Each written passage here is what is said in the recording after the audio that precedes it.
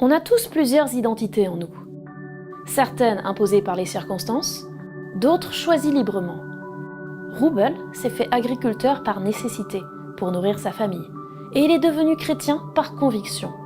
Mais une chose que Roubel ne pourra jamais changer, c'est qu'il est somali. Cette identité ethnique est si singulière et immuable qu'une large majorité de Somalis considère comme une contradiction le fait d'associer chrétien et Somali, que ce soit dans une phrase ou dans la réalité. Si vous êtes somali, on suppose automatiquement que vous êtes musulman, écrit un pasteur somali vivant hors du pays. Cette supposition est si profondément ancrée que la loi elle-même considère que tous les Somalis sont musulmans. Si quelqu'un affirme ne pas l'être, alors sa nationalité et son appartenance ethnique sont remises en question. Et pourtant, Roubel fait partie de cette poignée de chrétiens engagés qui composent l'église clandestine somalienne dans la Corne de l'Afrique, cette péninsule d'Afrique de l'Est qui englobe la Somalie, l'Éthiopie, Djibouti et l'Érythrée.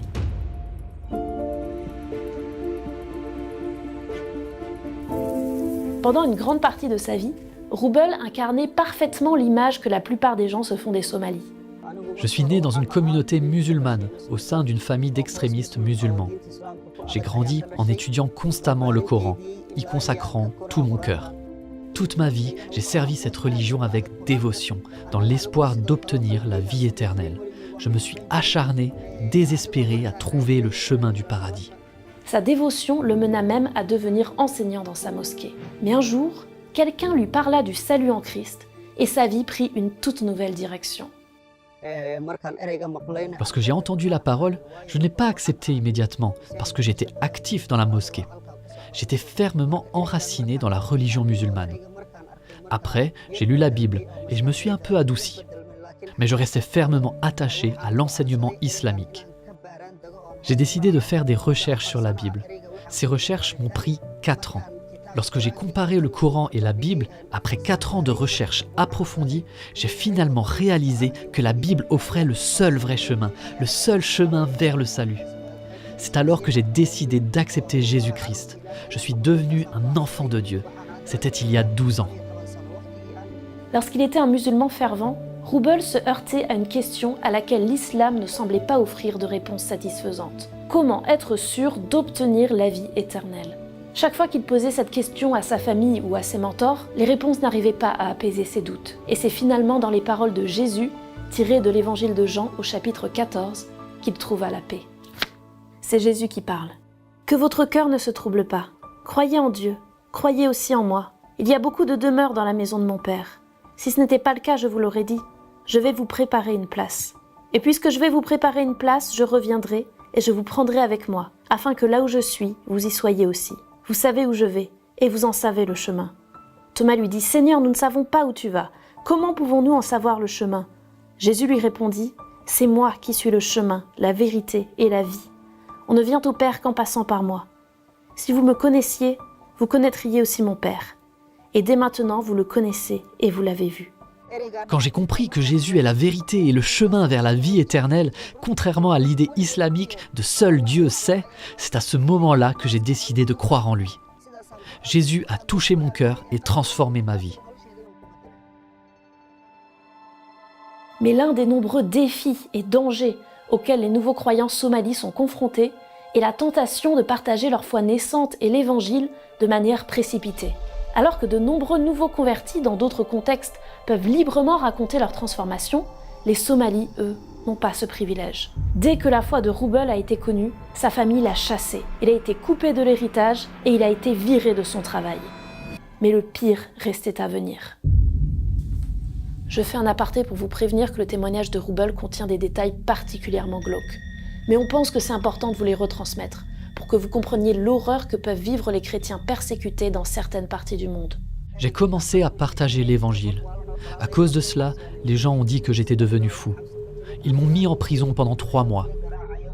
Là, ils m'ont battu fréquemment alors que j'étais allongé sur le sol. Parfois, ils m'ont battu jusqu'à ce que je vomisse du sang. J'ai beaucoup souffert. J'étais dans un très mauvais état lorsqu'ils m'ont finalement relâché. C'est pourquoi je me suis enfui. Lorsque je suis arrivé dans une nouvelle région, j'ai recommencé à prêcher. Une fois de plus, j'ai été dénoncé aux autorités locales. Lorsqu'elles ont entendu parler de ma prédication, elles m'ont arrêté, ainsi que mon frère qui s'était également converti. Ils nous ont jetés dans des fosses séparées.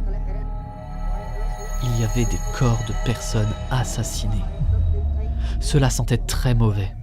Ils nous ont laissés pour morts. Ils ont dit « Jetez ces infidèles dans la fosse, ne leur donnez pas à manger ». Ils ont bouché l'ouverture des fosses. Il faisait très chaud à l'intérieur. L'odeur des cadavres était atroce. C'est là, dans cette fosse, que mon frère est mort. Ils l'ont tué à cause de la parole de Dieu. Après avoir connu la joie de l'assurance de la vie éternelle, Roubel a touché aux profondeurs de la mort. Pourquoi ? Pourquoi Dieu permet-il que ses enfants vivent des choses pareilles ? C'est la question que Roubel se posait, alors qu'il était au cœur de l'horreur. Je me suis demandé pourquoi Dieu permettait cela. Pourquoi mon frère est-il mort et moi je suis encore ici ? Mais chaque fois que je me posais ces questions, la parole de Dieu me rappelait « Ne sois pas troublé car je suis avec toi ». Cela m'a donné la force de continuer. La question de pourquoi Dieu permet ça peut se la poser dans tous les sens. Avec tous les témoignages terribles auxquels je suis confrontée depuis des années que je travaille à Portes Ouvertes, je peux vous dire qu'on ne peut pas s'empêcher d'y penser. Mais même si je n'ai pas encore trouvé la réponse, systématiquement, ce qui revient toujours, c'est que dans toutes ces conditions les plus démoniaques par lesquelles passent les enfants de Dieu, toutes ces vallées de l'ombre de la mort, Dieu est là.